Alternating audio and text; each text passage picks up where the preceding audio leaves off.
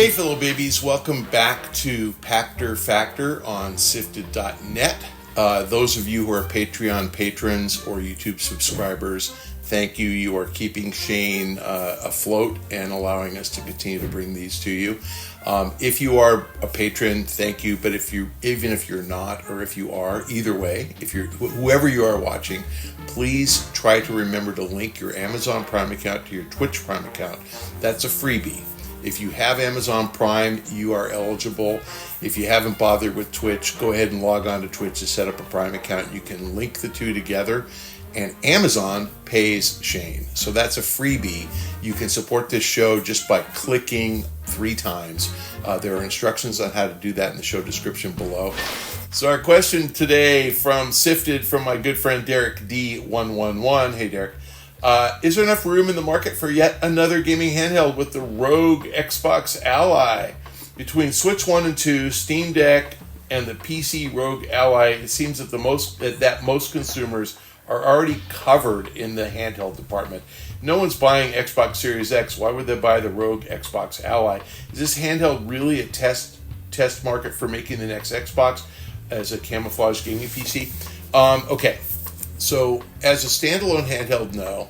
Steam Deck is interesting because it's sold around 2 million units a year since it came out, so about 6, maybe. It's a niche market. You would never buy a Steam Deck unless you already had a PC, so it's just a way to extend your PC gaming experience and play Steam Deck, which is cool, and I think that has value. I think the ROG is intended to be kind of the same thing. It's kind of like a Game Pass that you can take with you wherever you go.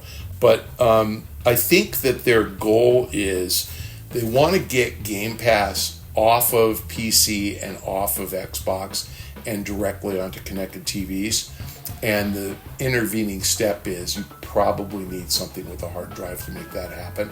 So think of the ROG Ally as you would think of the Switch, that you can dock it and play on your TV. And I don't know if the ROG Ally has that feature yet, but it will. But it's essentially not intended to be a standalone handheld. It's much, much more like the Switch. So yes, you can play as a handheld. You can play on the bus. You can play at school, at work, whatever. But you can also dock it and play on your TV. And that means you don't need an Xbox. And you don't need a PC either. I mean, again, the initial market is going to be PC gamers, but you don't need a PC. So this is Microsoft's attempt to go to something that's between game streaming and low latency multiplayer with a console or a PC. And this device probably accomplishes that. The problem is it's a barrier.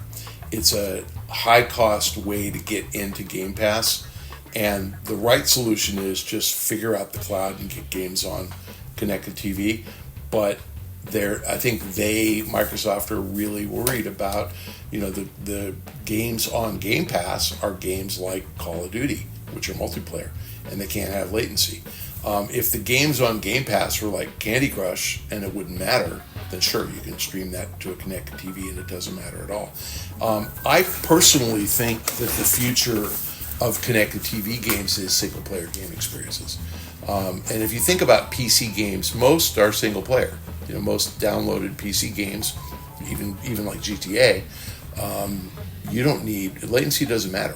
You don't really need a hard drive. You could play that in the cloud. So I think ultimately we're going to end up there, but this is Microsoft's intervening step to get there. And again, did they announce pricing on ROG Ally? Yeah. So, the Steam Deck is like $500 or $600. It's not cheap. I don't think the ROG Ally can be less than that. My bias is it's going to be a Steam Deck. I don't think people are going to pay that. To be honest with you, I think I would rather them sell me a device that connects to my TV and a controller.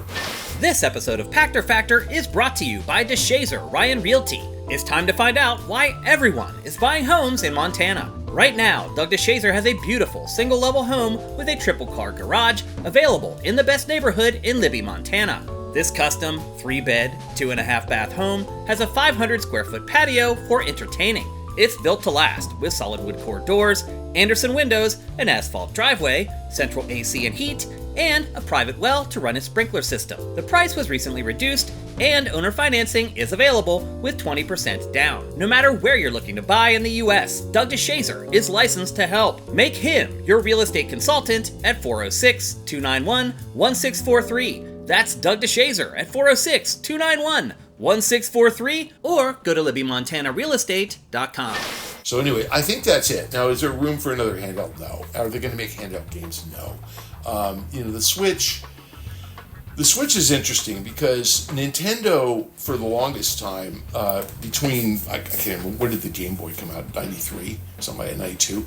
So the Game Boy came out in the early 90s, sometime, maybe 89 actually, now I think about it. So the Game Boy came out and Nintendo actually made console games, NES and Super NES, and made handheld games, Game Boy.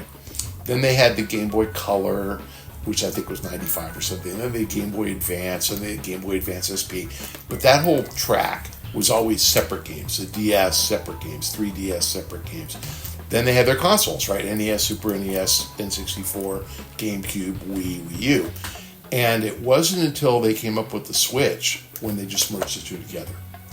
And what we got with the Switch 1 was console quality, in air quotes, pretty good games that you could play on a handheld, and you could also play on your TV. The knock on the Switch was they didn't look that great on the TV, and they were a little buggy, So again, the Switch was underpowered for the ambition of the games they put on it. The Switch 2, not. I mean, what I'm hearing is Cyberpunk plays beautifully on it. If Cyberpunk works, it's a great device. So I don't think it's a handheld anymore. I think it's a console that you happen to hold in your lap, and you can play on the TV. So I think that the Steam Deck is a handheld version of your PC. I think the ROG Ally is a handheld version of your Xbox. I don't think they're handhelds. I think they're positioned to be a portable version of the console, not separate software, and that's the difference. So is the market okay with that? Yeah. But again, how many are they going to sell? I think they'll sell very few at a $500-$600 price point, $2 million a year. I think they'll sell a ton at a $100 price point. So I think there's models that Microsoft could use and win. I'm pretty famous and notorious for being on record as saying I think they're going to get 200 million Game Pass subscriptions. I'm wrong if they keep on the path they're on. Like, I thought that they would keep the price low. I thought they would sign partnerships with Roku and others, and they haven't. They raised price, which shocked me, and they haven't signed the partnerships that I expected them to. So I think they're doing the wrong thing. I don't think the world is ready for another handheld. I do think that in order to implement their strategy of expanding the market for Game Pass, the world is ready for that, just like Steam Deck. I don't think Steam Deck is intended to make money on a standalone basis. It's expanding the market for the Steam game service, and I think that makes sense. If you had asked, Valve 5 years ago, would you develop the Steam Deck if you knew you were only going to sell 6 million units total, they would have said no. Like, it's just not worth it. I think they thought they were going to sell 10 million a year. And again, is it a failure at 6 million? No, but they didn't make any money at it. And I think big businesses don't want to waste their time not making money. Microsoft can afford not to make money on the ROG Ally. They can ship that out if it drives Game Pass subscriptions, and that is the basis for it. So the issue with the next console is that we're reaching the law of diminishing returns, and if Microsoft takes all of its first-party content and puts it on Game Pass day and date, then there's no reason to buy a new console. If it works on PC, there's just no reason to buy a new console. If it works on the ROG Ally, there's no reason to buy a new console. So they'll come out with a new console, and it will sell fewer units. And if they sell fewer units, this is chicken and egg here. Who's going to make software for it? I can introduce you to a really tiny company called Meta, and they have the Meta Quest, and how much software is out there for it? They have 50 games, 100 games, but you don't get Call of Duty on the Meta Quest because it's not a big enough install base for them to make it. So Microsoft is going to be in that Meta Quest range soon. they'll sell more than 5 million or 10 million consoles. But no, it's going to be smaller and smaller returns. And Grand Theft Auto, I love those guys. They're launching on PS5 and Xbox Series in 2026. 5.5 years after the consoles launched. They launched on PS3 and Xbox 360 in 2013, 6.5 years after the consoles launched. They're not coming out with an updated version for the next Xbox anytime soon. Sure, they might do it in 5 years, but there's no rush. And I don't think that Xbox will sell enough units for people to give a PS4 Pro versus the PS5. It was just like, what's the point? If the next gen console isn't that much better. So yeah, the most powerful console ever is like an OLED TV compared to a 1080p TV. You can tell the difference, but you can't tell the difference if the content isn't in 4K. You can't tell at all. If the content's in 2K, you cannot tell.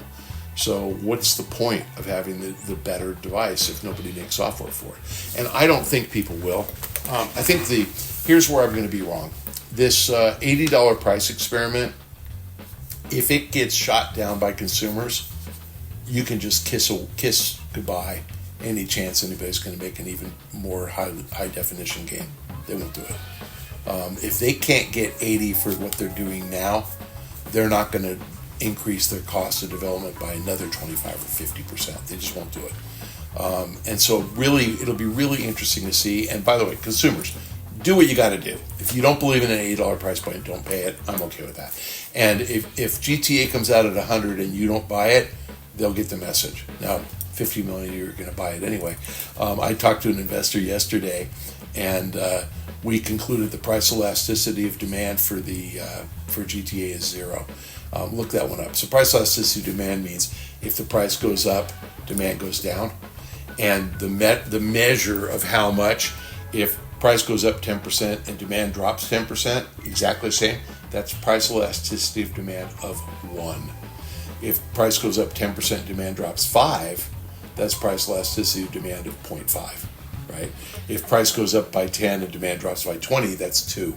We concluded it's 0. Price goes up and demand doesn't change at all. So it's a really interesting economic term. But yeah, people don't care. I mean, they'll complain, but they'll pay the $100. So I'm really curious to see again, if game prices go up to 80 and Microsoft comes out with whatever the next thing, they always have a funky name, but the Xbox 7, if they come out with an Xbox 5 or 6 or 7, and they say, sorry, the only way we can make this work is $150 games, forget it. So again, I don't care if they make the most powerful. It's sort of like I have a car. My car is 452 horsepower, and my boat is 700 horsepower. And I was talking to Vince Zampella, and somehow he asked me about my boat, and he goes, "How fast is it?" And I go, "It goes about 60, And he goes, "How much horsepower?" And I go, 700 horsepower. And he goes, "My car has 900 horsepower." And I said, "Yeah, Vince, my car has 450 horsepower, so half as much. And guess what? We can both go the speed limit and not get a ticket." There's no point in having a car that goes 300 miles an hour. Thanks, fellow babies, for joining us on this week's Pachter Factor. If you are a Patreon patron or a YouTube subscriber, thank you. You're keeping us afloat. If you are either of those or not, please check out the instructions in the show description below and link your Amazon Prime account to your Twitch Prime account. You have to redo that once a month. So if you haven't done it in a while, then that means a month has passed. Please do it. It's free. Amazon pays Shane. You don't get charged anything. You already paid for it. So you're just reallocating your Amazon dollars to Shane, and that's really nice of you.